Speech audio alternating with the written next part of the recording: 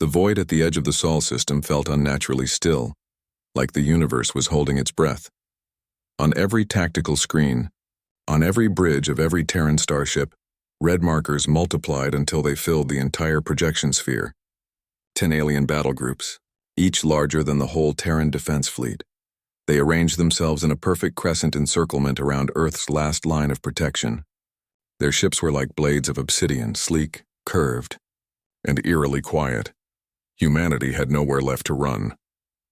Admiral Havelock stood at the center of the flagship TDS Resolute, hands clasped behind his back, his jaw set with a calmness that didn't belong here. Not when extinction was staring humanity in the eyes. His voice, steady and low. "Report." Commander Alistair swallowed hard. The young officer's fingers trembled against the hollow display. "Sir, their forward carriers have locked planetary bombardment trajectories on Earth. If they fire, our home will—" He couldn't finish, he didn't need to. Everyone on the bridge knew Earth was defenseless. Every orbital defense platform was gone. Every colony lost. Every reinforcement too far to help. There were only 87 Terran warships left. 87 against thousands. The aliens, the Zha'kar Dominion, were broadcasting a universal signal. Their ultimatum scrolled across every screen. Surrender. Kneel.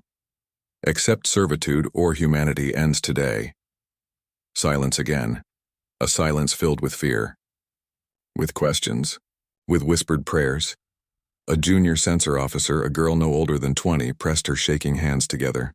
"God, please," she murmured, almost silently. An alien voice crackled across the comms, cold and amused. "We observe your word. God, curious. Many humans speak it before death." The crew stiffened.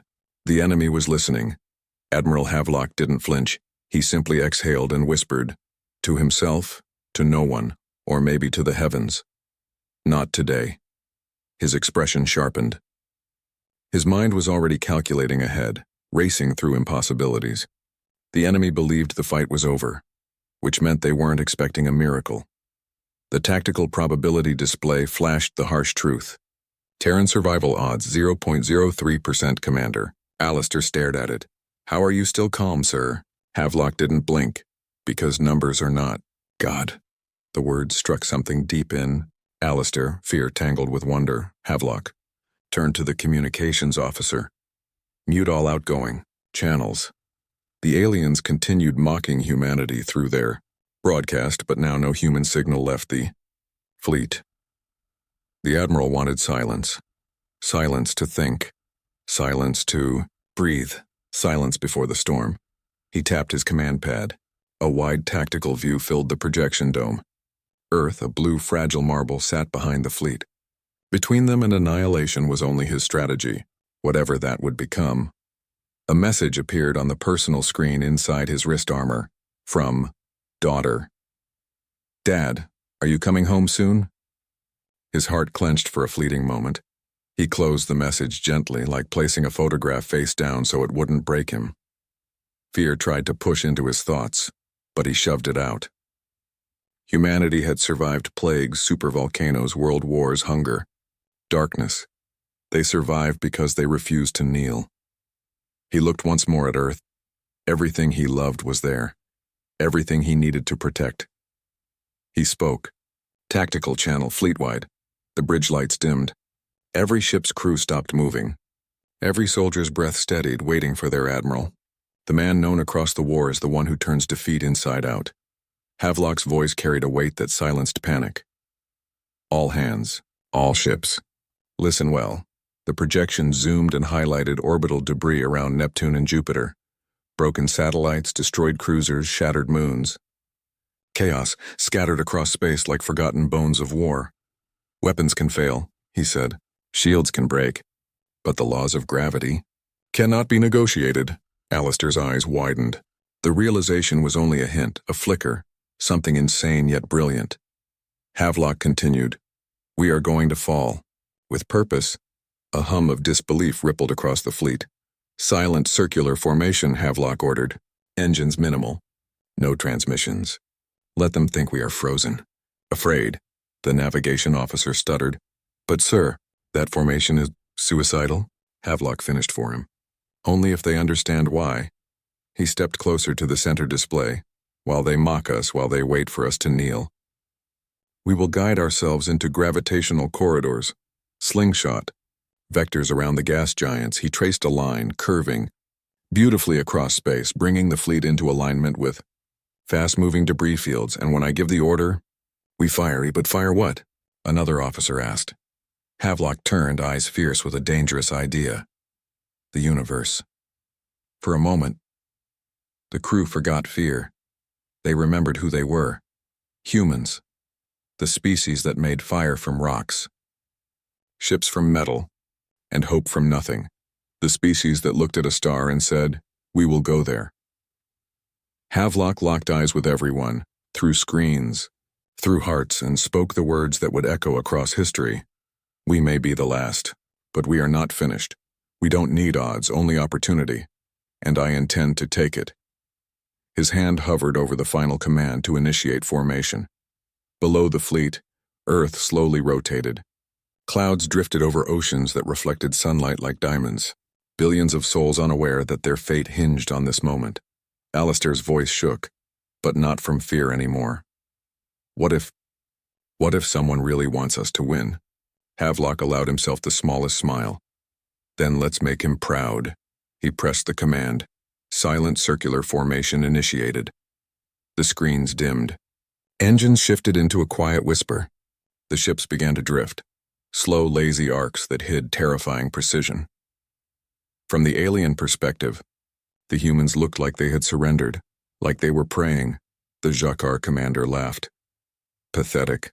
They hide in silence, prepare to erase the species. But deep within the Terran flagship, beneath fear, beneath hopeless odds, something was. Beginning, not surrender, not desperation. Plan humanity's most audacious gamble. Earth's last fleet was smiling back at the abyss. The Resolute glided into orbit around the silent giant, Neptune, its cerulean atmosphere swirling beneath like a god of storms. Across the fleet, ships drifted into a widening circle, utterly quiet.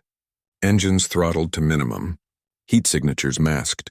From a distance to alien sensors, they appeared like prey frozen in terror, exactly as Admiral Havelock intended. Commander Alistair resisted the urge to wipe sweat from his palms. "Sir," he whispered, "gravitational alignment is 90% complete." 90 isn't enough, Havelock replied, eyes locked on the celestial vectors. "We need perfection." The Admiral's voice echoed with something deeper, mathematical faith. Human faith. Outside the viewport, broken hull plates of long-dead ships tumbled through space. Some bore scorch lines from battles lost long before this one. They drifted peacefully, unaware that soon they would become weapons again. "There," Havelock pointed. "Target those debris clusters." The fleet's tactical AIs calculated trajectories, orbital junk ranging from pebble-sized fragments to kilometer-long relics, chunks of Earth's past wars, old satellites, the skeletal remains of battleships that once protected humanity. Ghosts of defenders would now strike back. Lieutenant Morrow swallowed, bewildered. "We're using scrap," Havelock nodded once. "We humans built these ships. We bled for them. Even in death, they will defend us." His gaze hardened. "Dust and debris will be our bullets." Across the encirclement, the Zha'kar flagship opened a broadwave channel, its commander eager to savor the humiliation of a lesser species. A towering hologram flickered into existence on every Terran screen. High Lord Varix, surrounded by jagged armor, eyes burning with violet arrogance. "Human Admiral, do you tremble? Your ships release no voice, no fire. You form a ring to worship extinction." Havelock remained motionless.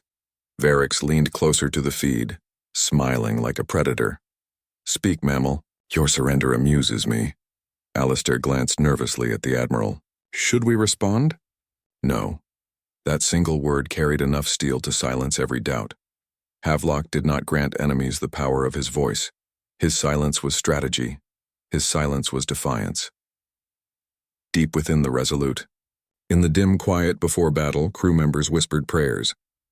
Scientist clutching a small metallic star pendant, a medic tracing verses over his wrist screen, a young recruit looking up through a window of space and whispering, "Someone, if you can hear me, please, Humans didn't always agree on who they prayed to, but they prayed. Even the aliens noticed. The grav field indicators pulsed green, 100% alignment. Commander Alistair's eyes widened. "Sir, gravitational capture complete." At that exact moment, thousands of alien railguns pivoted toward Earth. "This is your final hour," Varix declared, voice booming. "Kneel or burn." Admiral Havelock drew in a breath so calm it made Alistair stare. He spoke to his helm officer. "Rotate bow 2 degrees starboard." The helm officer blinked. "That's almost nothing, sir." "Almost nothing," Havelock repeated, "becomes everything when multiplied by distance." A small movement now meant a massive adjustment as the gravitational currents carried them, thousands of miles. The fleet followed. Humanity flowed like a river around a giant planet. Havelock raised his hand. "All ships prepare volley." "Fire." Alistair stared at the ghostly drifting debris, then back at his admiral. "Sir, can shattered metal truly make a difference?" Havelock looked at him with something like pride. "Do not underestimate what's been broken." Inside the alien flagship, alarms flared. Zha'kar sensor controllers shouted, "Human ships. Shifting trajectory. They are not surrendering. They're calculating." "Something," Varix snarled.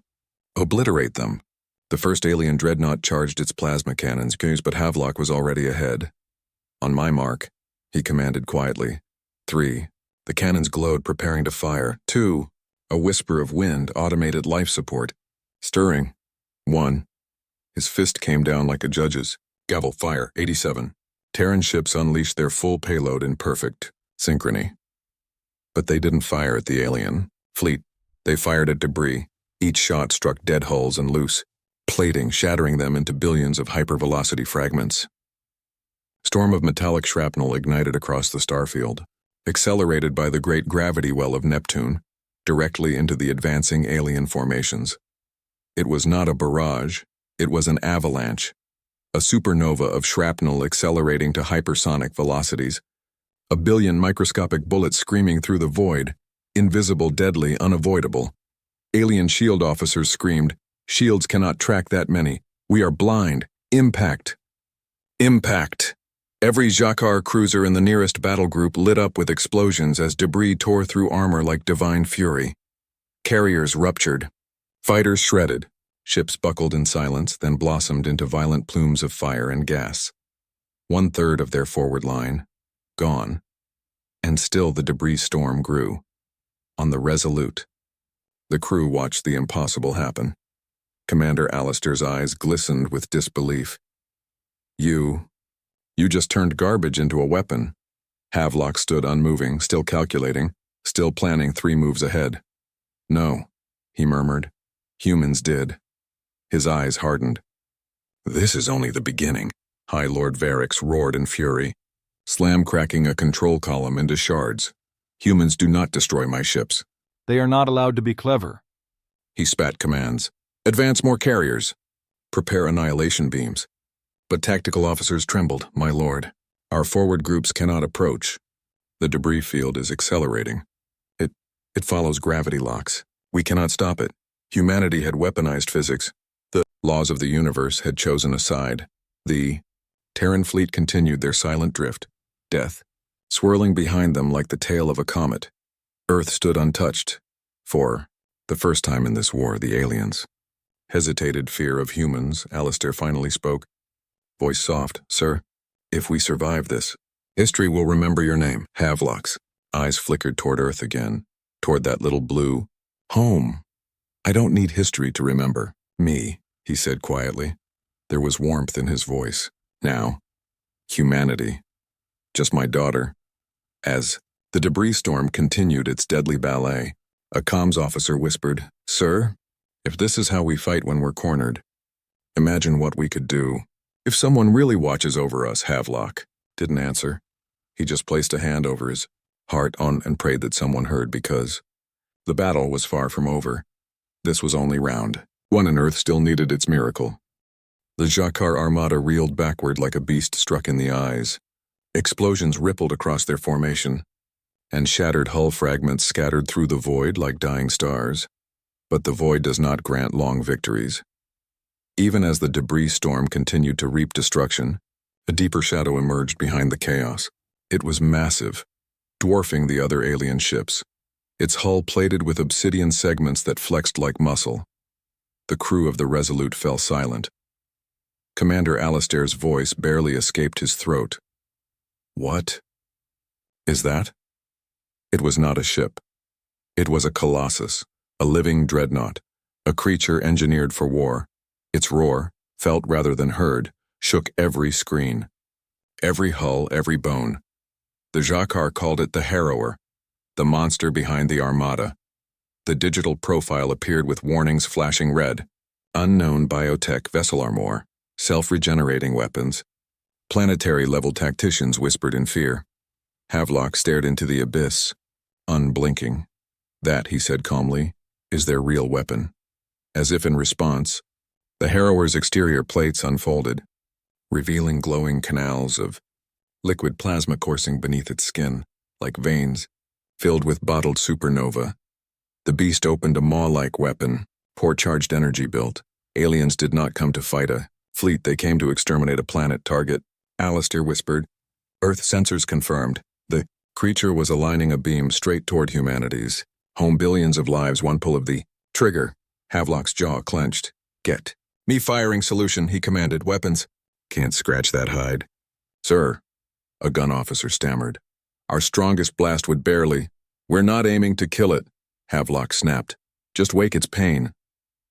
Inside the Zha'kar command, High Lord Varric seethed, but his lips curled into a smug sneer. Human tricks will not save them now. The Harrower feeds on chaos. It grows stronger, his tone dripped with arrogance. Let them struggle. I want to see their faces when Earth burns. The Harrower's weapon reached critical charge. Space shimmered as if reality itself were trembling. Havelock issued the command. Helm, vector us directly between Earth and that monster. No hesitation. The bridge stared at him in disbelief. Sir, we'll be vaporized with the first hit. What you protect is worth more than what you risk, Havelock replied sternly. Slowly, silently, the Resolute moved into position, Earth's shield of flesh and steel. Alistair felt his throat tighten. He had heard stories of heroes. He had never stood behind one before. Before the Harrower could fire, Havelock barked the next order. All ship, strike now. Target its eyes. Human weapons launched, torpedoes, plasma bolts, rail rounds aimed not at its armor, but the glowing sensory nodes along its skull-like prow. Detonations erupted across the creature's face. The Harrower screamed, its beam snapped off target, firing into open space, ripping a canyon of glowing rupture across the void. The crew exhaled, hearts hammering. That bought us time, Havelock said. Now we take the fight to its nerves. Inside its nightmarish body, the Harrower's regeneration began. Cells knitting armor closed. New sensory nodes blooming like lethal flowers. Varric hissed in annoyance. Push forward. Crush them beneath it. Alien cruisers advanced again, driving into the debris storm, taking losses, but learning patterns. The Harrower lunged toward the Terran fleet. Every impact from its thrashing body sent shockwaves that rattled. Ships out of formation. Alistair clung to rails. It's breaking our circle. Maintain silent drift, Havelock commanded. But sir, trust gravity, he replied. One ship faltered. The TDS Marlin, a small escort, lost engine stability. Drifted out of alignment. It became exposed. A Zha'kar destroyer pounced, lancing plasma straight through its hull. The Marlin split apart like paper, its pieces swallowed by the dark. A scream filled the comms. We're hit! Static, Alistair bowed his head. Lives. Lost. Brothers lost. Havelock's fist tightened behind his back. He would mourn later when there was time. If there was time. The debris storm eventually started to dissipate. Gravity alone could not sustain the attack forever. The alien line steadied. More ships arrived. 10 battle groups now reformed, rage fueling their advance. Varric's hologram returned. Dripping venom, you are insects. And insects die, Havelock stepped forward, no fear in his voice. We aren't insects, he said quietly. We are the children of Earth. And Earth doesn't kneel, Varric snarled. Fire, planetary beam. The Harrower's weapon ports glowed. Again, hotter, brighter. The next blast would not miss. Below, Earth rotated silently in space, entire civilizations unaware of the monster aligning death upon them. In the Resolute's medical bay, a young technician closed his eyes, whispering, "After all this, someone must be watching us." Admiral Havelock turned to Alistair. "Prepare the hammerfall maneuver." The bridge froze. "That's forbidden," Alistair whispered. "Sir, It's our only chance," Havelock interrupted. "You know the risks?" Alistair asked. Havelock's voice softened for the first time. "Yes." He glanced again at Earth, at everything he lived for. "If the universe wrote a rule," he murmured, "then humans exist to break it." Crew rushed, systems unlocked. Massive energy capacitors powered up across the fleet, screaming warnings. The maneuver would push ships to structural limits. One wrong calculation, ships tear apart. One misalignment. Earth dies. Alistair whispered a trembling prayer. "God, help our Admiral." Havelock heard him, but he kept his eyes forward. This was not a moment to ask for safety. This was a moment to earn it. The Harrower's beam chamber peaked. The universe brightened. Havelock raised his hand. His voice broke the silence. "Terran Defense Fleet for Earth." And so began the maneuver that would be spoken of for centuries. The moment when humanity's extinction was only a heartbeat away. And the Admiral smiled. Silence gripped the Resolute's bridge. Silence before the kind of move that either rewrote history or erased it. Every alarm flashed red across the fleet's tactical arrays. Structural stress approaching critical, energy capacitors, overload. "Maneuver not recommended," Commander Alistair whispered, voice cracking. "Sir, if Hammerfall fails," Havelock cut him off. "If Hammerfall fails, there won't be anyone left to analyze why." The Admiral stood like a stone pillar against a hurricane. Every soul aboard watched him, drawing strength simply because he refused to show fear. "Helm," he ordered, "on my mark. Execute gravitational inversion on my signal. Full burn." The helm officer's hands hovered, shaking, over controls. Yes, sir." Weapons crews locked onto precise coordinates. Empty space to an untrained eye. A trap to the mind of a strategist. Outside, the Harrower's maw widened. Its weapon glowed like a forming sun, energy folding space around its jaws. Earth was in its sights. Billions of lives. A single heartbeat. Flashback. Years ago. A battlefield on Luna Minor. Commander Havelock knelt beside his dying mentor, Admiral Juno. Juno's last words were not about orders, but belief. "One day you'll face a battle logic. Insist you cannot win. When that day comes, trust your madness, trust your God, and smile." The memory faded. Havelock's jaw tightened. His smile began. "Give the order," Alistair begged. "Please." Havelock raised his hand. The monster fired. A beam of annihilating white tore through space, warping starlight, screaming toward Earth. "Mark!" Havelock roared. The entire Terran fleet ignited their thrusters. Hard full burn. Gravity bent around them as the maneuver kicked in. Hammerfall. Every ship hurled itself into a coordinated spin, whirlwinding. Around Neptune's gravity well, vibrations, rattled bones. Metal screamed under strain. The fleet transformed into a slingshot of unstoppable momentum. And the annihilation beam had missed its mark. It scraped past Earth, grazing the upper atmosphere, burning a scar across the sky but sparing lives. Humanity breathed another stolen moment. But Hammerfall wasn't only about dodging death. Now came the strike. At peak velocity, the Terran fleet cut engines simultaneously. Momentum carried them like arrows launched from the fist of God, directly toward the Harrower. Alien officers screamed, "They're coming too fast. They'll tear themselves apart." "Block them!" But the aliens were a fraction of a second too. Late the fleet flew past the monster's gaping maw, deploying implosive detonators into its open wound. Explosions erupted inside the creature. The Harrower shrieked, plasma glands rupturing in a storm of molten agony. Armor peeled open like scorched flesh. Alien comms erupted in panic. "It's bleeding. It's bleeding." On the Resolute's bridge, sparks rained from the ceiling. Metal buckled.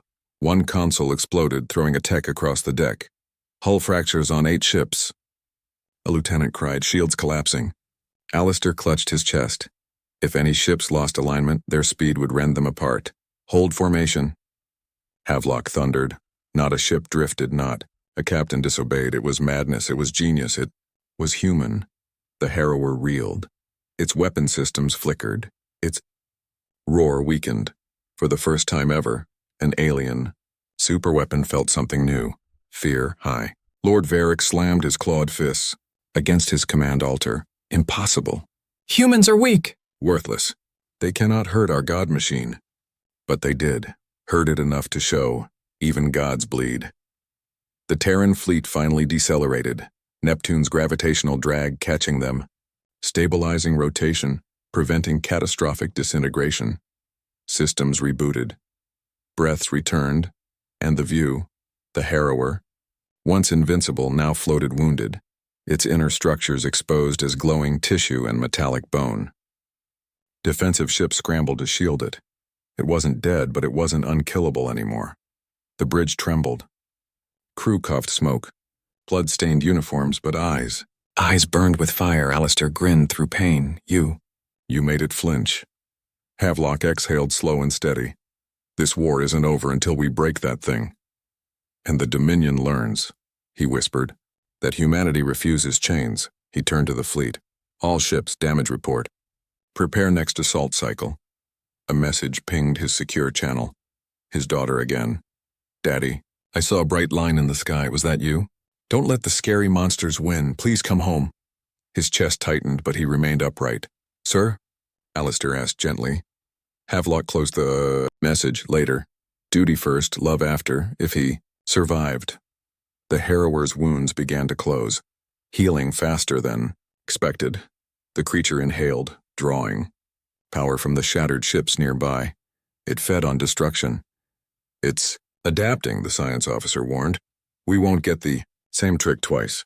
We won't need to, Havelock replied, because we'll hit harder. Varric's hologram flickered back, twisted with rage. You delay your extinction. Nothing more. Havelock stepped forward, eyes hard as forged steel. You want us to bow? You will kneel, Havelock interrupted. We kneel to no one. We are the species that looks at the infinite and says, move. Varric hissed like a demon denied its sacrifice. When your world burns, remember you chose arrogance. Havelock smiled again. No, we chose faith. He turned to his crew. And now, we choose victory, the Harrower roared. The alien fleets advanced again. Alistair whispered a trembling question. Sir, what if we don't get another miracle? Havelock answered without hesitation. Then we make one. He pointed toward the wounded monster. Ready all? Ships. Round 2. The stars seemed to shiver at his command. Humanity wasn't just fighting. Back humanity was winning, and the universe was realizing Earth's last admiral was the most dangerous man alive. The Harrower did not retreat. Monsters never do. Instead, its wounds pulsed brighter, plasma surging through exposed channels, regenerating armor in molten waves. Jagged plates fused shut. The shrieking energy within its core grew hotter, angrier. Commander Alistair stared at the screens. It's healing faster than before. Havelock nodded. He expected that. The creature had consumed thousands of worlds. There was no telling what evolution lived inside its flesh, but the Admiral also saw something. A weakness. It heals from the outside inward, and observed, meaning get inside it, and we end it. Silence, stunned faces. Lieutenant Morrow whispered, You want to fly into that thing? Havelock stepped forward, voice steady. Phase 2. Penetration strike. We breach its internal structure and shut down the power core. Alistair blinked. Sir, that's suicide. Havelock turned toward Earth, still untouched, still beautiful. No, he said softly. Its purpose. Communication from the aliens burst through uninvited. High Lord Varric, eyes burning with spite. You do not know your place. Human. You scratch a god and think you matter? Havelock answered calmly. We don't believe in your gods, Varric snarled. Then who protects you? Where is this invisible savior you pray to? Havelock allowed the faintest smile. Right where he's always been. Varric slammed a fist into his throne. Crush them. Feed the Harrower with their bones. The transmission cut. Havelock looked to Alistair. Dispatch Black Squadron. A hush fell across the bridge. Black Squadron. The Ghost Wing. Suicide specialists. Only 7 ships remained. Pilots who volunteered for missions no one returned from. Alistair protested. Sir, we need them for last defense. No. Havelock interrupted. We need them to lead the way. He tapped the holo display, highlighting a vent-like structure along the harrower's underside. A neural cavity. A direct path to its core, small, shielded, normally sealed. Morrow leaned closer. Normally, it's still regenerating, Havelock explained. A temporary breach, one chance. Inside the harrower, nightmarish organs writhed, glowing with unstable power. Biological tendrils pulsed, pumping annihilation. Energy toward the weapon chambers. The creature was charging. Again, time was strangling them. Black Squadron launched with silent engines. 7 arrow-like strike craft glided through the debris field, dodging chunks of dead warships and drifting alien armor. The Resolute watched. Alistair watched. Havelock watched. Every soul held its breath. The gap into the beast's flesh glimmered with heat, a wound forced open by humans. Squadron leader. Reyes spoke through comms. Black lead to fleet, none entering now. Glory to Earth. The fighters. Straight into the harrower's open cavity. Darkness swallowed them. The interior was horrifying, pulsating heart meat. Rivers of glowing plasma. Bone arches like cathedral ruins. Sensors flickered under biological interference. Reyes' voice grew, strained. Navigation scrambled. Radiation spiking.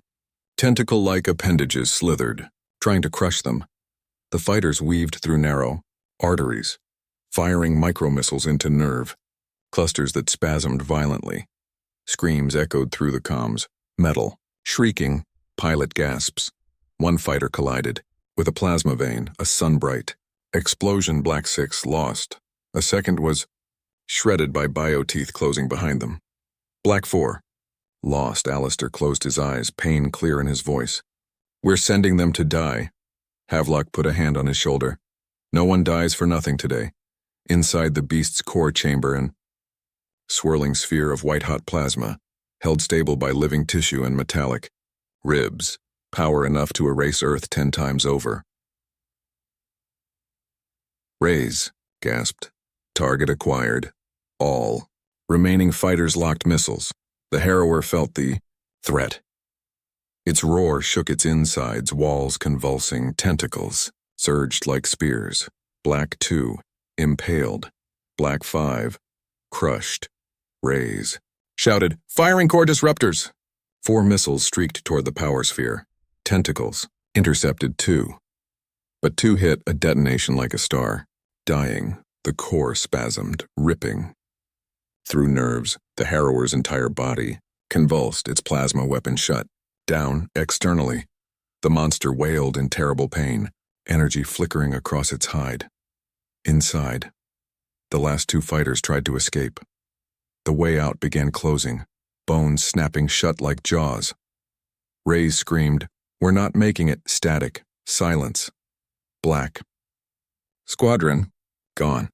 On the Resolute bridge, grief weighed heavy. Alistair's hand shook. They knew, he whispered. They knew they wouldn't return. Havelock answered quietly, "That's why they're heroes." He bowed his head, a moment of respect. Across the fleet, soldiers followed, eyes closed, heads lowered. Billions on Earth would never know the names of those 7 pilots, but God would. Suddenly, a massive flare of energy erupted. The harrower wasn't dead, it was angry. Wings unfolded. From its horned frame, vast obsidian membranes crackling with lightning. The creature advanced faster and more enraged than ever. Alien dreadnoughts rallied around it. Varix's voice returned, dripping hatred. "Your little insects crawled into my god. It now knows your scent." The harrower opened new weapon ports, cascading, light swirling along its belly. Something even worse was coming, Alistair whispered. "Sir, if that thing fires again," Havelock whispered back, "then we won't let it." He turned toward Earth one last time. Home. Everything worth fighting for, everything worth dying for. And his voice rose. "Terran Defense Fleet, listen well." The bridge brightened with fire and hope. "We strike together, as one. This is where humanity lives or dies. He grinned, a daring, fearless grin. Let's choose live. The harrower roared. The universe braced, and Admiral Havelock smiled again, because the darkest hour is where humans shine brightest. The void trembled. The harrower, though wounded, surged forward like death reborn. Its wings carved storms of radiation across space, cracking the shields of distant ships just by passing near them. Biosonic roars lashed through the comm network, distorting visuals, rattling bones. On the Resolute, alarm screamed. Lieutenant Morrow clutched her headset. Admiral, all rail shields destabilizing. If that thing gets within primary range, Havelock finished the thought. Earth dies. Every officer knew it. Every soldier felt the chill. The alien fleet closed in, encircling the Terran ships once again. High Lord Varix appeared on the holo display, triumphant, merciless. You hurt my god. We will repay that pain with your extinction. Havelock stepped closer, voice calm. We're not extinct yet, Varix hissed. Human. Persistence is adorable, but your sacrifices have achieved nothing. Havelock's expression sharpened. Not nothing, he tapped a command. Into his gauntlet, the entire starfield warped. Metallic reflections shimmered, and from behind Earth's night side, a colossal framework emerged. Ring-linked by power conduits, a half-complete megastructure. The Terran superweapon, the Aegis Halo. Varix froze. Impossible. That construct was never finished. Havelock smirked. No time like the present. The Aegis Halo activated, beams linking into a luminous barrier around Earth. A spherical shield. Massive. Brilliant, divine-looking. Billions watching from the surface gasped, hope igniting. The harrower struck it. Boom! The shield rippled. But held. For the first time, the monster failed to reach its prey. Alistair blinked in awe. Sir, if the halo holds, Earth is safe. Havelock kept his voice steady. It will buy us time. Not victory. The shield generators were raw, unstable. They burned fuel like a dying star. Minutes. That's all Earth had. Varix snarled. So you delay your end? Then we destroy you first. Alien dreadnoughts rushed forward, focusing fire on the Resolute. Thousands of plasma fumes tore through space. Morrow yelled, Shield break in Sector 7. Hull breaches on decks 30 through 40. Explosions rocked the command center. Sparks rained. Havelock stood tall. Our turn. He opened fleet-wide comms. All squadrons. Full counterstrike. Do not wait for orders. Fight with every breath you have left. Terran fighters launched like a blazing swarm, lighting the void with missile fire, slashing into alien ranks. Starships collided in suicidal devotion rather than yield an inch. Humans were losing ships, too fast, but not hope. Never hope. Alistair turned, fear cracking through his resolve. Sir, the harrower's internal core is restabilizing. It's restarting the main cannon. Morrow's voice broke. We don't have another squadron to send inside. Havelock stared at the monster, and he made the decision fate had been pressuring into his chest from the beginning. He removed his admiral's badge, placing it gently on Alistair's console. Then I go. The room froze. Alistair stepped forward, shocked. Sir, you can't. You're the only one who. Havelock cut him off with a raised hand. I am the only one who must. Morrow shook her head, tears forming. You won't come back. Havelock gave a soft, broken smile. We all leave eventually. He looked around the bridge, at the faces who had trusted him to carry humanity through the unthinkable.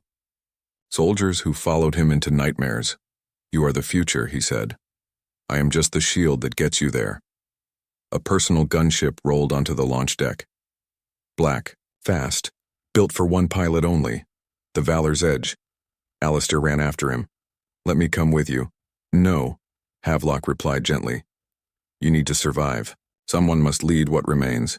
He placed a firm hand on the commander's shoulder. Alistair, make sure Earth sees the sunrise tomorrow. Alistair's voice cracked. I don't know how to do this without you. Havelock pulled him into a brief, fierce embrace. You already are. He turned sharply before hesitation became pain. As he boarded the gunship, he opened a private audio channel. To his daughter, on Earth, a message prepared long ago. If you're hearing this, I'm doing the job that kept me away. I'm coming home one last time, not to stay, but to make sure you can." He paused, voice trembling. "Dream big, laugh loudly, and know that your father never stopped loving you. Not for a single moment." He ended the recording with a breath that hurt. The hatch sealed. Engines roared. The Valor's Edge launched, streaking toward the harrower like a spear of vengeance. Alistair stood on the bridge, watching his admiral fly toward death with a calm smile. Morrow whispered, "God, please go with him." The harrower sensed the approach, its wings spread, shadowing stars. Varric laughed. "You think one man can kill a god?" Havelock answered, "You mistake us." He angled his craft, downward, headed straight, into a crack in the monster's underside. Humanity never needed gods. He throttled forward, voice like fire. "We just needed someone to believe we could win." The gunship disappeared into the beast like a spark entering a powder keg. Outside, the harrower roared, engines spooled, weapons charged, a new apocalypse lit inside its maw, aimed directly at Earth. The final shot, on the E. Resolute, Alistair clenched his fists. "Sir, please hurry." Morrow cried silently. Every heart in the fleet prayed. Every terrified child on Earth clung to hope, because Admiral Jareth Havelock, the man who never stopped smiling in the face of fear, was now flying alone inside the end of the world, and he carried humanity's last chance in his hands. The Valor's Edge dove through the shattered wound of the harrower, a tunnel of living steel and fire. The moment Havelock crossed the threshold, the ship's system screamed warnings: radiation, gravitational distortion, organic interference. It was like flying through a hurricane of flesh and light. The cockpit flickered red, HUD trembling with static. Sweat rolled down Havelock's brow. But his eyes, focused, calm, never wavered. He whispered to himself, almost like a prayer, "All right, monster. Let's see what you're hiding." Behind him, the Terran fleet continued its desperate defense. Alien ships swarmed around Earth's shield, hammering the Aegis halos, surface with a rain of plasma. The protective barrier was cracking. The planet's night sky glowed with streaks of fire. Every second Havelock bought here meant another heartbeat for humanity below. Inside the creature, tunnels twisted like veins. Each turn glowed with bioluminescent rivers of energy, like the Milky Way trapped inside a living beast, organic. Walls pulsed as if breathing. Every vibration echoed through the hull of the Valor's Edge. Nav systems, force of the ship's AI reported. Unknown lifeform density. Extreme. Havelock smiled grimly. Perfect. Can't get lost if there's no map. He switched manual control, old-fashioned, human intuition. His hands danced over the controls, steering between convulsing corridors, dodging bursts of plasma secretion and closing bone ridges. The harrower was alive, and it knew he was inside. Suddenly, the tunnel ahead lit up. An enormous membrane split open, revealing a chamber vast as a cathedral. Floating in the center, a glowing core, pulsing with divine intensity. The creature's heart. Havelock slowed the craft, awe washing over him. It wasn't mechanical. It wasn't alien in the way he expected. It was beautiful. "God in heaven," he murmured. "It's like a star made of blood." The heart pulsed faster, as if responding to his voice. "Admiral," the AI warned. "Energy readings spiking. It's aware of you." "Good," he said, pulling his plasma cannons online. "I want its attention." The first shot cracked through the chamber, a molten spear of blue fire striking the core. The entire harrower convulsed. Roars echoed through the tunnels, like the wrath of 1,000 souls screaming in pain. Havelock fired again and again, each hit drained his ship's reactors. But the heart wasn't dying. It was awakening. The eye. Walls began to move. Tendons and nerves formed appendages, slamming into the Valor's Edge like whips of molten metal. The ship jolted, violently, alarms howling, hull integrity dropping. He barely dodged another strike, sliding, the fighter between closing jaws of bone. "Come on," he roared. "You're not the first beast I've killed." Meanwhile, on the Resolute, Alistair watched in horror. Admiral's vitals. "Unstable," the medtech reported. "He's deep inside. We're losing signal," Morrow cried. "Can we do anything?" Alistair clenched his teeth. Then, an idea sparked. Route our sensor output through the Aegis Halo uplink. If we can boost the signal, we might still reach him. He pressed the command. Sir, please hear me, he whispered. You're not alone in there. Havelock's earpiece crackled. Miral, this is Alistair. You're doing great. Hold on. He smiled faintly. I was hoping someone would say that. The harrower roared again.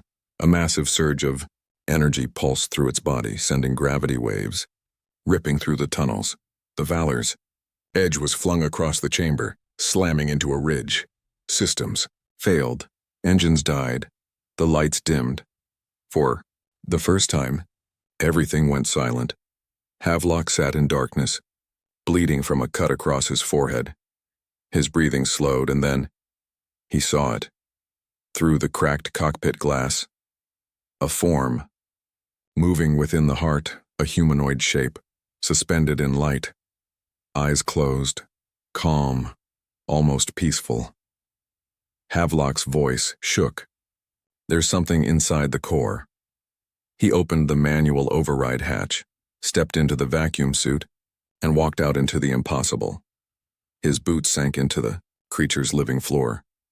Each step echoed through a realm of pulsing energy. He floated closer to the glowing form. When he reached it, he realized it wasn't alien. Not entirely. It looked human, a man or something once human, encased in biometal fused into the heart, the harrower's soul. A voice echoed inside his mind, deep, sorrowful. Why? Do you fight? Havelock froze. The voice wasn't external, it was inside him. He whispered, What are you? I am the harrower. I was made long ago. By your kind. The word sent a chill down his spine. Humanity built me to conquer. I was sent into the stars. Forgotten. Alone. He shook his head, disbelief trembling in his voice. No, that's impossible. You abandoned me. And they found me, they changed me, twisted my purpose. I was built to protect humanity. Now, I am used to destroy it. The realization struck like thunder.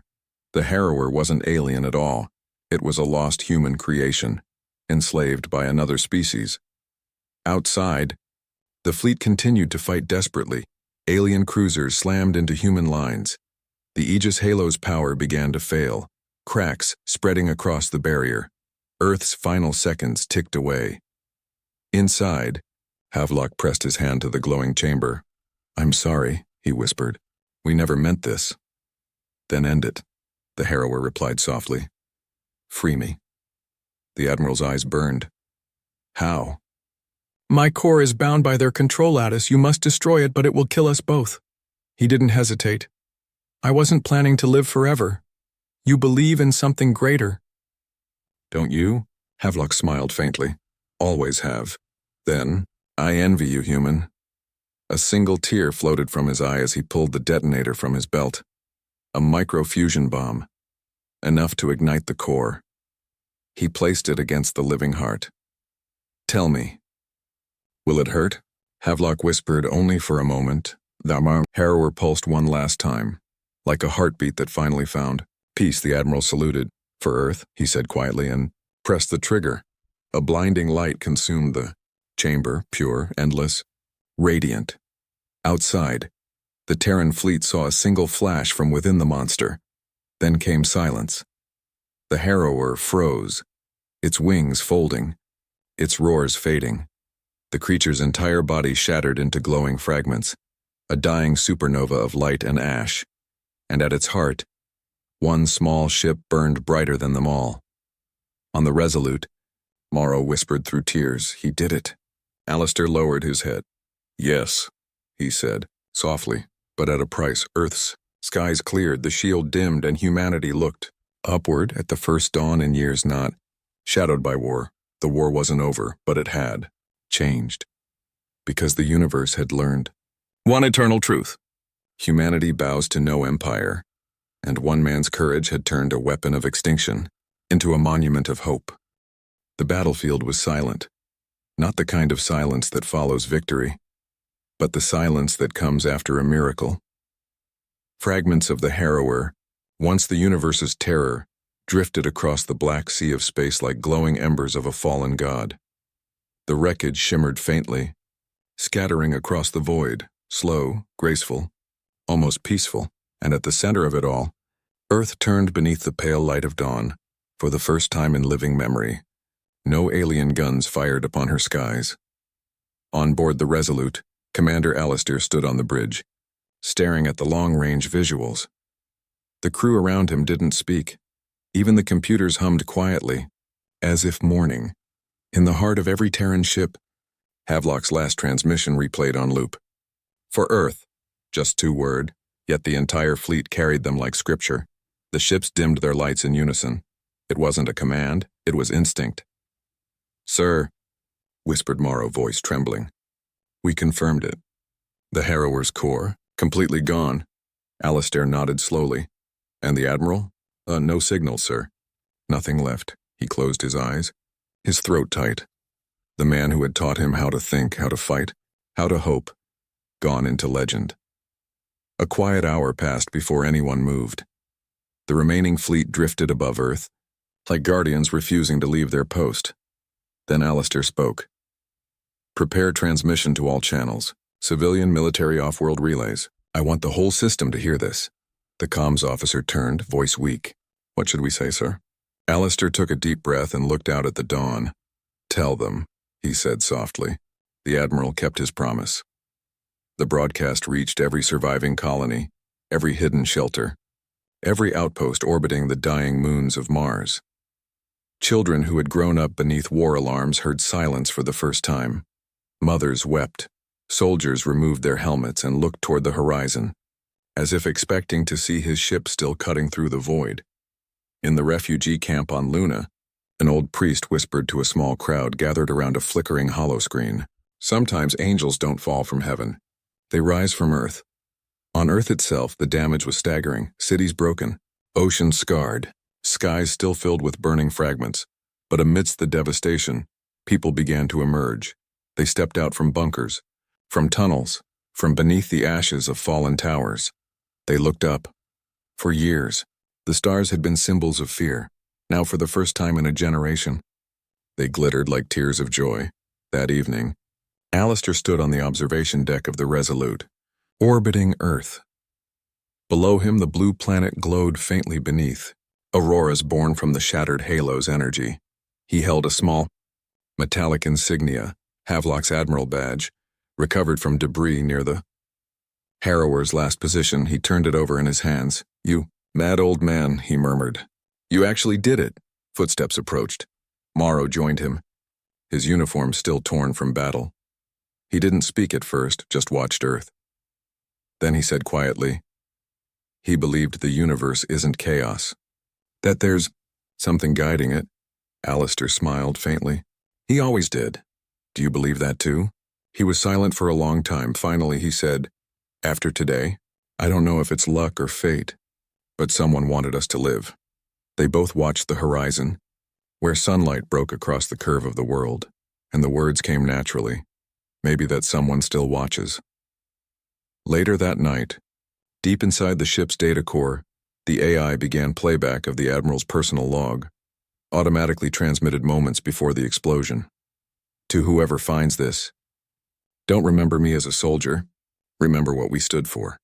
Humanity isn't perfect, but we never stopped fighting for light even when the stars went dark.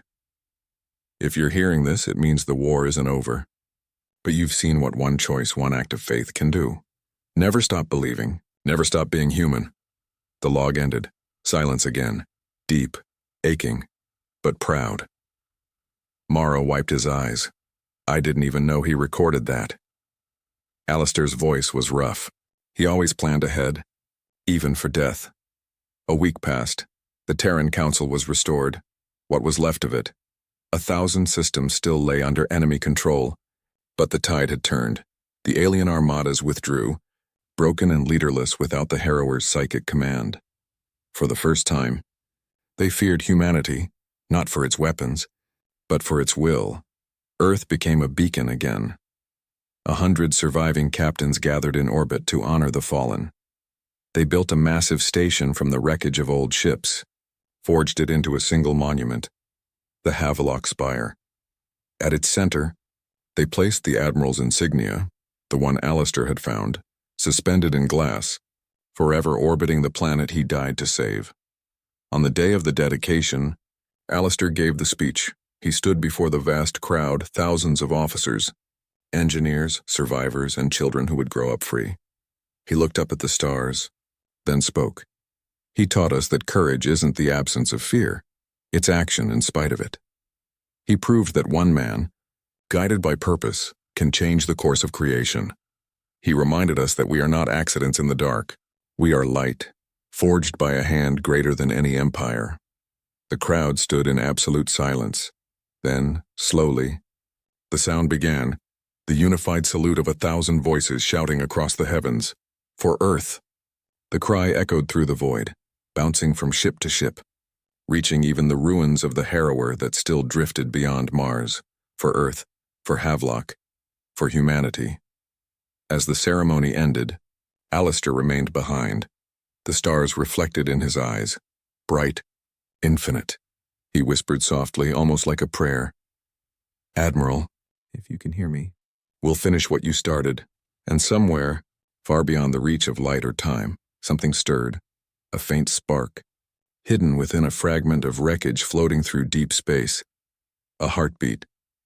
Weak, but steady. The stars watched, and for the first time in countless years, they wept, not for despair but for hope. The Havelock Spire had become humanity's new lighthouse. Its surface shimmered in orbit like a silent guardian, half station, half cathedral, a symbol that Earth had survived the unthinkable. A month had passed since the Harrower's fall. The war front had grown eerily quiet, too quiet. Commander Alistair Vance, now acting admiral, spent most nights alone in the Spire's observation dome, staring at the black horizon beyond Mars. That was where Havelock died, and where the stars still whispered. At 300 ship time, a faint signal broke through the static. Signal fragment. Origin unknown. Repeating. The comms AI repeated the message every 10 seconds. It wasn't alien, it wasn't Terran either. The frequency was ancient, older than any active Terran encryption. Source? Alistair asked, eyes narrowing. The AI paused. Deep space vector. Outbound beyond Neptune's orbit. Approximately 3.7 light hours away. Playback, static. Then, a voice. Faint. Human. Distorted. Almost impossible to believe. This is... Havelock, repeat. Do not mourn. Coordinates. Follow the light. Alistair froze. For a full 10 seconds he couldn't breathe. Run that again. This is... Havelock, repeat. Do not mourn. Coordinates. The transmission cut out. Morrow, now captain of the Resolute 2, burst into the dome moments later. Sir, you heard it too? Alistair nodded slowly. His eyes shimmered with disbelief and a spark of something else. Hope. Within hours, the Spire's command deck buzzed with activity. Analysts cross-checked every fragment, every energy signature. Some dismissed it as interference, others whispered what no one dared to say out loud. That their admiral, the man who sacrificed himself inside a living superweapon and was still alive. Impossible, said Chief Engineer Patel. He detonated a fusion core inside an organic field. Nothing could survive that. Morrow leaned forward. Except maybe something not entirely human anymore. Silence followed those words. Alistair finally said, We're going after him. Patel turned, shocked. Sir, that's beyond the safe range. The last Harrower fragments are drifting in that zone. There's radiation, gravitational shear. Alistair's expression hardened. You think Havelock cared about safe ranges? The Resolute 2 launched from orbit 2 hours later, its engines cutting through the silence like a blade of blue fire. Behind it, smaller escort ships followed, the Aegis Dawn, Vigilant, and Crown of Terra. They called themselves Task Force Hope. As they moved beyond Neptune's dark shadow, the stars grew sharper, colder. Sensors began picking up strange anomalies, ghost echoes, energy trails that pulsed like living nerves. Patel frowned at the readings. This isn't just debris. It's moving, almost responding to us. Alive? Asked Morrow. Not exactly. More like remembering. The Harrower's remains. still carrying fragments of consciousness, echoing the last mind it had ever known. Havelock's. At 0500 hours, the signal returned. Stronger this time, and this time, clearer, Alistair. If you're hearing this. I didn't die. Not the way you think. Everyone on the bridge froze. The Harrower's core. It wasn't just a weapon. It was a gate. When it broke, it took part of me with it.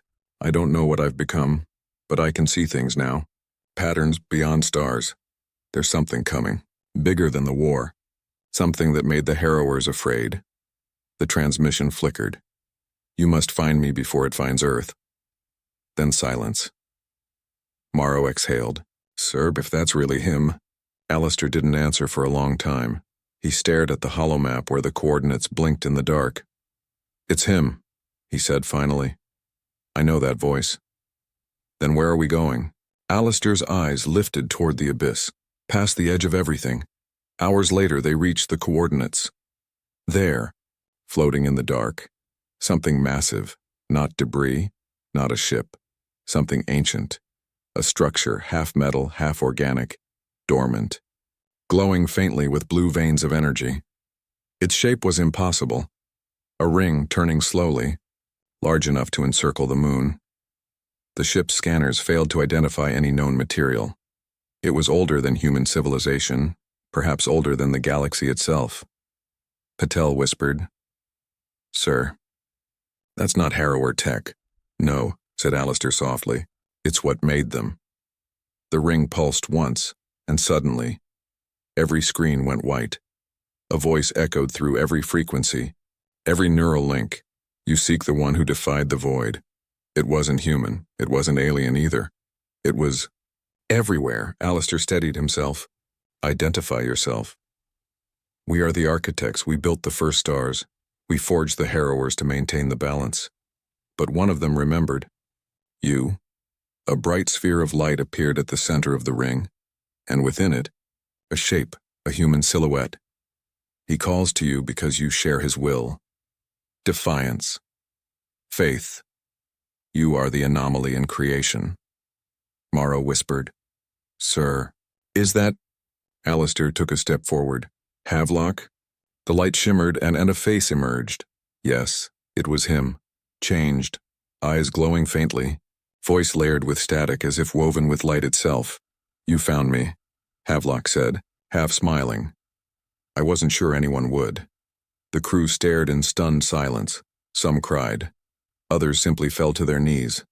Sir, Morrow stammered. What happened to you? Havelock looked at his hands. They glowed like molten glass. When I detonated the bomb, my mind merged with the Harrower's network. It showed me what's beyond a design. A truth. Alistair stepped closer. You said something's coming. Yes. His expression darkened. Something older than the architects themselves. They call it the silence. It consumes stars, erases memory, even time. And it's heading for Sol. The bridge went dead silent. Patel whispered, You mean there's something worse than the Harrowers? Not worse, Havelock said. Final. The end of everything. He looked toward Earth's distant light. You still have a chance. But not if you stay divided. Alistair's voice was calm. What do we do? Havelock's eyes glowed brighter. You fight. You build. You remember who you are. Humanity was never meant to bow. You were meant to rise. He looked upward, almost like he was listening to something unseen. My time's almost gone. The architects can't hold the gate much longer. When it closes, I'll be beyond reach. Alistair took a step closer to the console, voice trembling. Sir, don't. We can still bring you back. No, Alistair. My place isn't there anymore. I've seen what's ahead. You'll need to lead them now. He smiled, the same small, unshakable smile from 100 battles. Remember, a good commander doesn't need odds, only opportunity. Then, as the light began to fade, Havelock added one final line. And tell them, I was never alone, not once. The light vanished, the signal died, and the great ring drifted silently into the dark, as if closing its eyes. Alistair stood motionless, then slowly. He whispered the only words he could. Not luck. Someone wanted us to live. Outside the viewport, The stars flickered faintly, as if bowing in acknowledgement. And from the distance, deep in the endless void, a low rumble echoed, like the first heartbeat of something ancient awakening. 3 weeks had passed since the encounter at the edge of Neptune's orbit, since the Architect's gate closed, taking Admiral Havelock's light with it. But the message he left behind haunted every waking hour aboard the Terran fleet. Something's coming. The silence. Those words echoed across every command center, every colony transmission, every human heart. The war was over, yet no one celebrated. Because for the first time, humanity wasn't fighting someone. They were waiting for something. The Terran Assembly reconvened in the newly rebuilt orbiting citadel over Earth. It was the first United Council meeting since the fall of the Harrowers. Representatives from Luna, Mars, Titan, and the outer colonies attended through HoloLink, their faces weary and pale under the sterile lights. Admiral Alistair Vance stood before them, no longer the eager strategist who once served under Havelock. Now, he was the man holding the weight of an entire species. He opened the session with no speech, just a recording, the final message from Havelock. As his voice echoed through the hall, no one spoke. You were meant to rise. When it ended, Alistair simply said, "We prepare." Hours later, the council chambers turned into war rooms. Charts and sensor maps covered every surface. Deep space probes were deployed across the system, far beyond Pluto, into the void where stars grew thin, and there, at the very edge of known space, something began to stir. Readings came back fractured, incomplete, as if the instruments themselves were afraid. Patel, now chief of deep space operations, stared at the data streams. "This isn't radiation, Admiral. It's erasure," Alistair frowned. "Explain." "The probes aren't being destroyed, they're vanishing. No explosion, no debris, just..." A chill ran through the room, Morrow whispered, like something swallowing reality. Patel nodded grimly. Exactly. Days turned into weeks. Every night Alistair returned to the Havelock spire, standing beneath the stars. He looked upward and wondered if the Admiral still watched, if the soul that had merged with light could still see his students preparing for a war against the unseeable. Sometimes, when the stars flickered, he imagined a voice. "Courage. Alistair. You can't stop the darkness, but you can teach humanity to shine." Earth changed. Every shipyard burned with new light. Satellites transformed into defensive arrays. Orbital platforms reforged into cities in the sky. Children who once hid in bunkers now pointed at the stars with pride, calling them Havelock's lanterns. For the first time in history, all of humanity, fractured, rebellious, proud, united under a single banner, the Terran Covenant. And on that banner were 3 words, etched in gold, "We rise together." Then it began. It started as a hum, detected by deep space sensors near the Oort cloud, a vibration lower than sound, higher than light. Every ship's comm relay went silent for 1 full second. Every sensor blinked off, then on again. When they came back, 1 star was missing, not gone from sight, gone from existence. Patel's voice trembled. "It's starting." The next day, the fleet gathered at Jupiter orbit. Hundreds of warships, and old and new, lined up in formation, engines glowing blue. The Resolute 2 stood at the center, its hull painted with silver streaks, the mark of the last Admiral's fleet. "Report," Alistair ordered. Morrow replied, "All units in defensive position. Mars batteries online. Aegis Halo restored at 68% capacity. We're as ready as we'll ever be. And the colonies? Evacuation's complete. Everyone's moving to inner orbit." Alistair nodded, then looked toward the holographic display of the outer system, a black wave spreading inward, devouring stars like a slow tide. It was vast beyond comprehension. No heat, no sound, no life, just absence on the bridge. A sudden flicker of static appeared, and then a voice. "Alistair." Every officer froze. The voice was faint, broken, but unmistakable. "Havelock," Morrow whispered. "Listen carefully. The silence doesn't destroy, it feeds on energy, thought, and memory. The more you fight it with power, the faster it grows." Alistair leaned closer to the console. "Then how do we stop it?" "You don't. You contain it. You hold it long enough to learn why it came. There's a reason for all this. A pattern, the voice faltered. And Alistair, it's not evil. Just empty. Like a wound that never healed. Static roared. Then silence. The bridge crew stared at each other. Patel whispered, "He's alive." Somewhere inside it, Alistair's voice was quiet, or it's already taken him. Either way, they had no choice. He turned toward the fleet intercom. "This is Admiral Vance to all Terran units. The anomaly has reached system edge. Whatever happens next, remember who we are. We are the descendants of survivors, the sons of those who fought when the odds were nothing." He took a deep breath. "We are humanity, and we do not fade quietly." As the black wave crossed Pluto's orbit, every light in the outer system flickered. Stars dimmed. Gravity trembled. Reality itself began to shiver.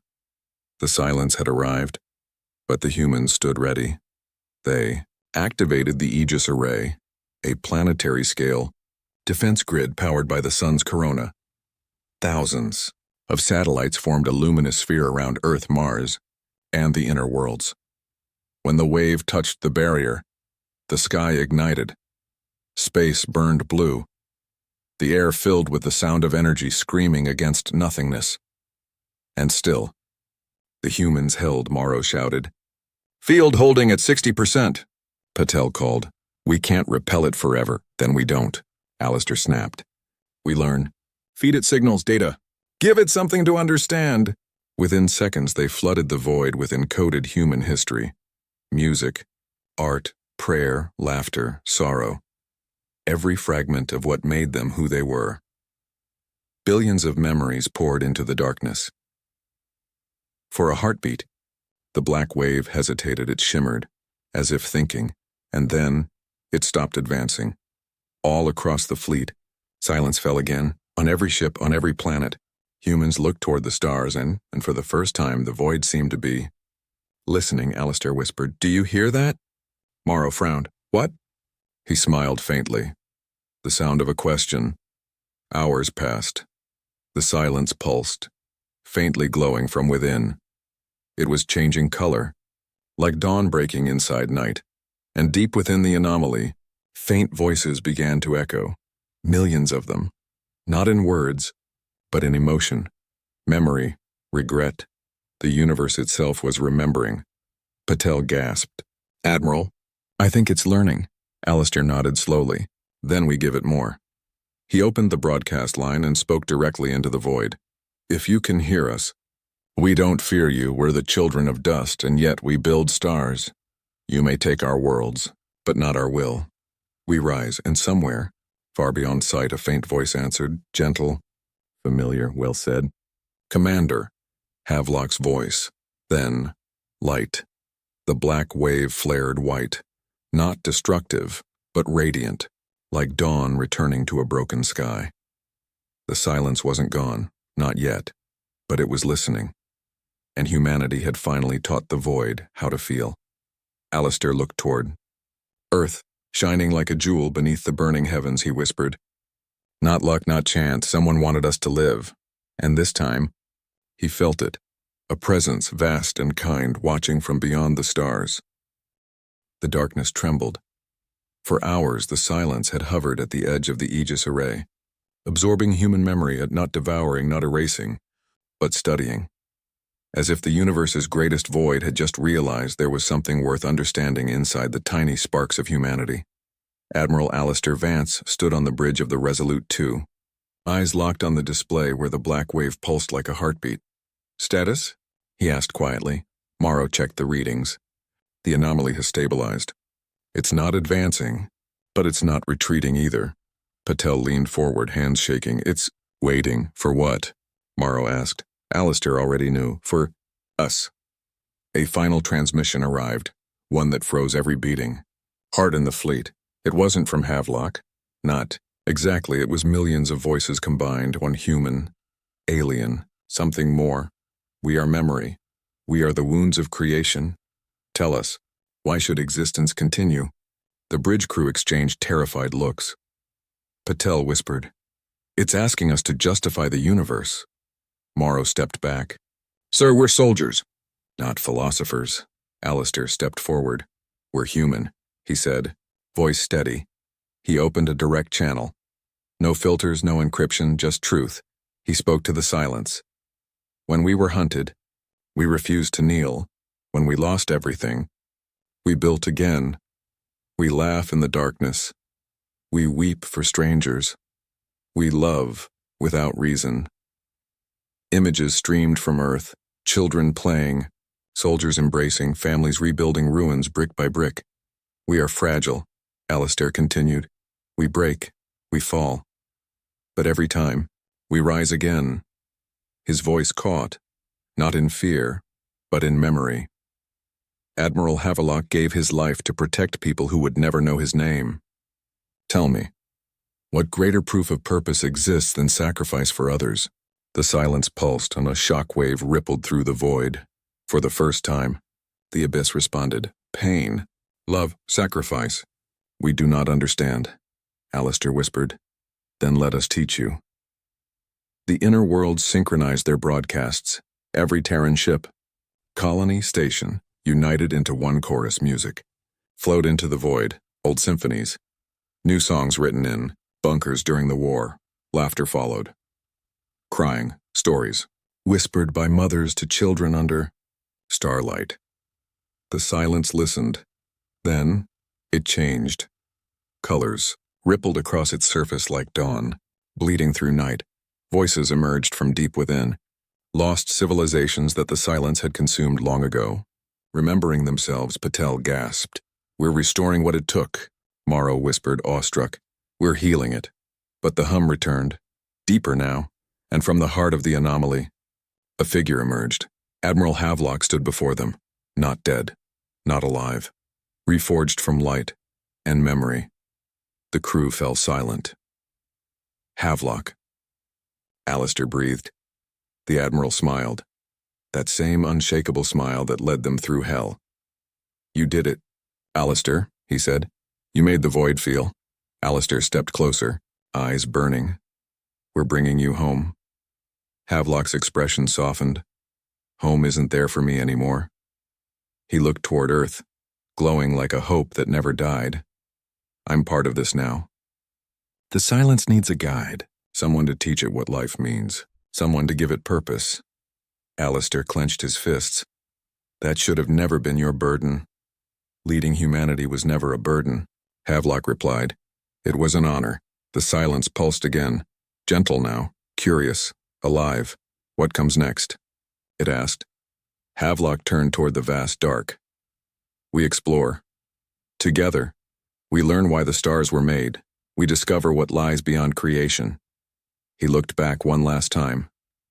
And when you are ready, I'll come home, but Alistair wasn't ready to say goodbye. Sir, what if we need you? Havelock smiled wider. That's why I trained you to lead without me. He placed a glowing hand over his heart, and Alistair felt warmth, courage, faith. Remember the lesson, Commander. Alistair whispered. A good commander doesn't need odds, only opportunity. Havelock's voice echoed gently. And humanity will always find opportunity. The silence rose like a new sun, folding inward, revealing a radiant tunnel stretching far into the unknown. Stars flickered back to life, ones erased thousands of years ago. Extinct civilizations, whispered songs of rebirth. Life returned to forgotten galaxies. Havelock stepped into the light. Before he vanished, he spoke one final message. We are not accidents in the dark. We are the reason darkness learns to shine. Then he was gone, leading creation into its next chapter. The anomaly closed. Silence returned. But now, it was peaceful, a gentle night, waiting for dreams. Back aboard the Resolute 2, Morrow wiped tears he pretended not to have. Patel let out a breath she'd been holding for hours. Alistair quietly ordered, "Open the channel to all systems." When the line connected, he spoke. Admiral Havelock's mission continues, but now, it's our turn. He looked at Earth, blue, bright, undefeated. We rebuild, we explore, we rise. Across the system, cheers shook the stars. Later, Alistair stood alone in the observation deck of the Havelock spire. He looked up. "Thank you, Admiral," he whispered. A single star twinkled brighter, as if answering, and Alistair smiled. Humanity had withstood extinction. It had taught the void to feel. It now stood at the beginning of something far greater. Tomorrow, the fleets would launch into new frontiers, not to conquer, but to learn for the first time in history. The universe wasn't something to fear, it was something to love.